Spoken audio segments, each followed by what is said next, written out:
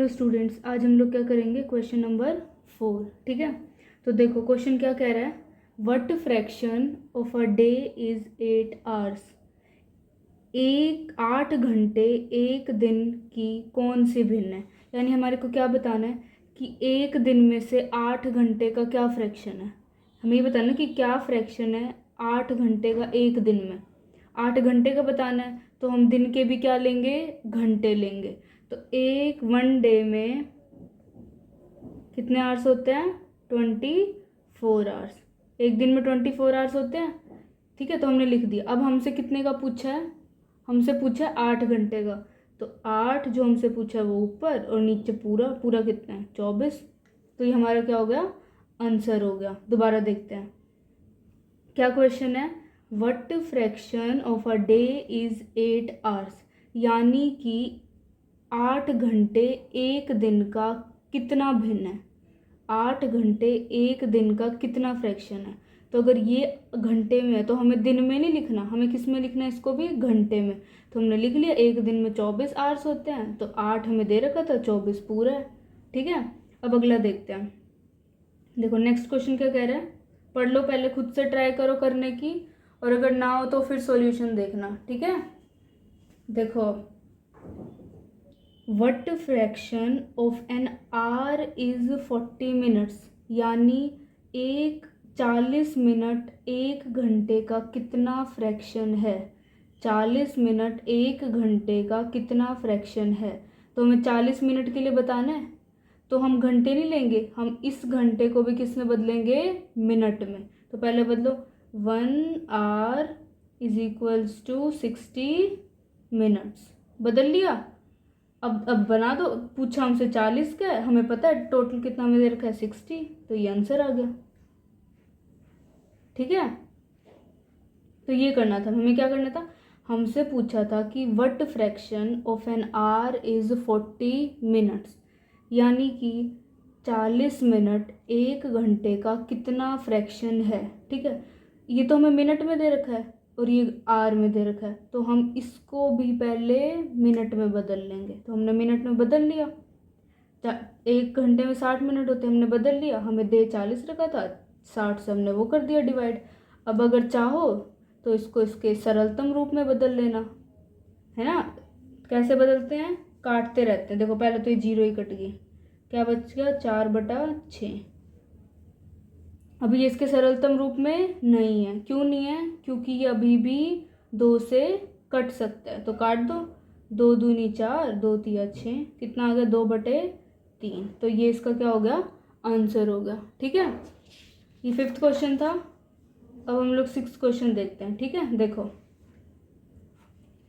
Arya, Abhimanyu and Vivek shared lunch. क्या बोल रहा है कि आर्या, अभिमन्यु और विवेक लंच शेयर करते हैं, यही बोल रहा है। आर्या हैज़ बोट, लिख लेते हैं, क्या बोल रहा है, Arya has boat 2 sandwiches. Arya कितने लाई, 2, लिख लो। आर्या 2 सैंडविच लाई।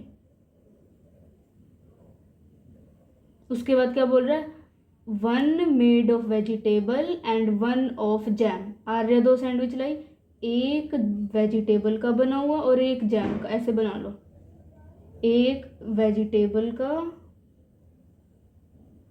और यह बनाता एक जैम का।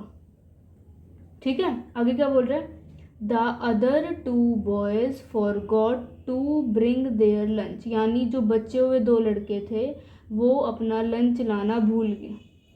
Arya agreed to share his sandwiches. Arya मान गई अपने सैंडविच शेयर मतलब बांटने के लिए। So that each person will have an equal share of each sandwich. यानी कि क्या मान, आर्या किस बात के लिए मान गई, सैंडविच शेयर करने के लिए। दो मतलब ऐसे सैंडविच शेयर करेगी कि इसका सैंडविच भी तीनों में बराबर बटे और इसका सैंडविच भी तीनों में बराबर बटे। ठीक है, ये क्वेश्चन यहाँ तक हमने पढ़ा। देखो आर्या, अभिमन्यु और विवेक एक साथ बांटकर खाना खाते हैं। आर्या 2 सैंडविच लेकर आता है, एक सब्जी वाला और दूसरा जैम वाला। अन्य 2 लड़के अपना खाना लाना भूल गए। आर्य अपने सैंडविचों को उन दोनों के साथ बांटकर खाने को तैयार हो जाता है ताकि प्रत्येक व्यक्ति को प्रत्येक सैंडविच में से बराबर भाग मिले। यानी यहाँ तक क्या कहना चाह रहा है ये, यहाँ तक देखो, आर्य था वो अपने घर से 2 सैंडविच ले आया, एक उसमें जैम का था और एक उसमें वेजिटेबल का था। उसके जो 2 दोस्त थे वो सैंडविच नहीं लाए थे, तो आर्या ने क्या करा, आर्या ने कहा कि ठीक है मैं तुम्हारे साथ बांट लूँगा। ऐसे बांटेंगे कि जो वेजिटेबल का सैंडविच है ना वो भी तीनों में बराबर बटे। देखो ये 3 दोस्त हैं, तो वेजिटेबल का सैंडविच भी तीनों में बराबर बटे और जैम का सैंडविच भी तीनों में बराबर बटे। ऐसे वो बांटने को तैयार हो गया। ठीक है, अब क्वेश्चन पढ़ते हैं। How can Arya divide his sandwiches so that each person has an equal share. Arya अपनी सैंडविचों को किस प्रकार बांटे कि प्रत्येक को बराबर भाग मिले। तो आर्य देखो हमारे को कैसे बांटना है, हमें इसको ऐसे बांटना है इस वाले को कि तीनों में मिले। कितने में मिले, तीनों में मिले। तो हम इसको ऐसे बांट दे 1/3, यानी एक सिर्फ अभी सिर्फ वेज सब्जी वाला ले रहे, वेजिटेबल वाला। तो वेजिटेबल वाला अगर हम एक को 1/3 दे दें तो दूसरे को भी कितना देंगे 1/3, तीसरे को भी कितना देंगे 1/3। अब इनको जोड़ो, 1 आ रहा है, यानी ये ठीक है। ठीक है, अब अगला देखो, which part of a sandwich what part of sandwich will each boy receive. तो हर बॉय को कितना रिसीव होगा 1/3 1/3 1/3। क्यों, क्योंकि दोनों को फिर बराबर मिल जाएगा। ठीक है, तो ये था हमारा क्वेश्चन नंबर 6।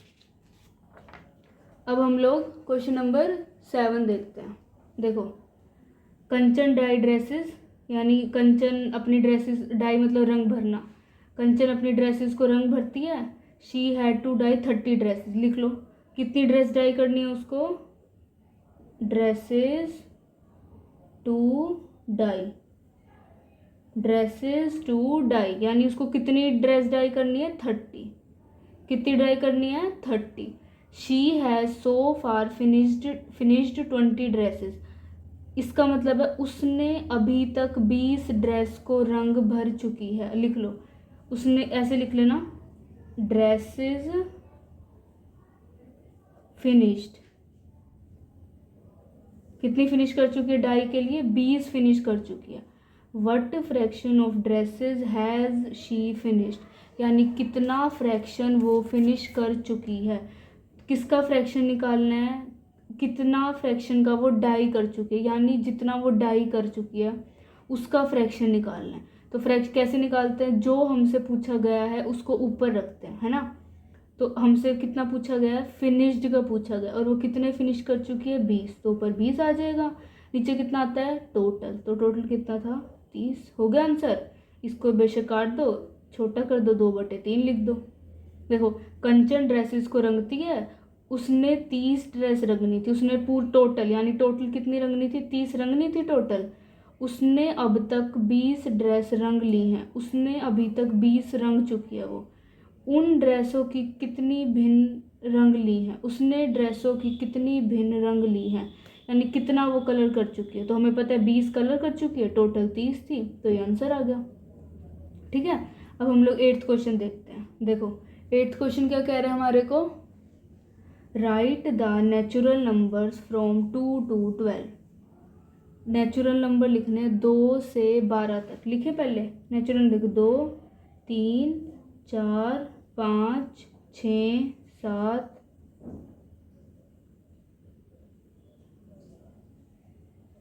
ठीक है, पहला क्या था 2 से 12 तक की प्राकृत संख्याएं लिख ली। मैंने लिख ली 2 से 12 तक की प्राकृत संख्या। अब ध्यान से देखो, what fraction of them are prime numbers, यानी इनमें से कितना फ्रैक्शन है जो प्राइम नंबर्स का है, ये पूछा है।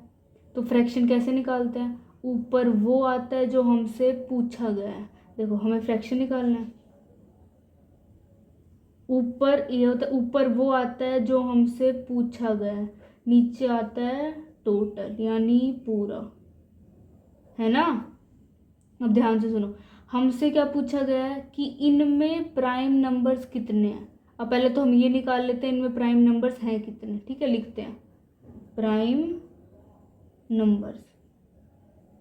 ठीक है, पहले हम निकालते हैं इनमें प्राइम नंबर्स कितने, यानी अभाज्य संख्याएं कितनी है। देखो 2 prime number, 3 prime number, 5 prime number, 7 prime number, उसके बाद ये भी नहीं, ये भी नहीं, 11 प्राइम नंबर। कितने होगी, 1 2 3 4 5, लिख लो 5, लिख लिया।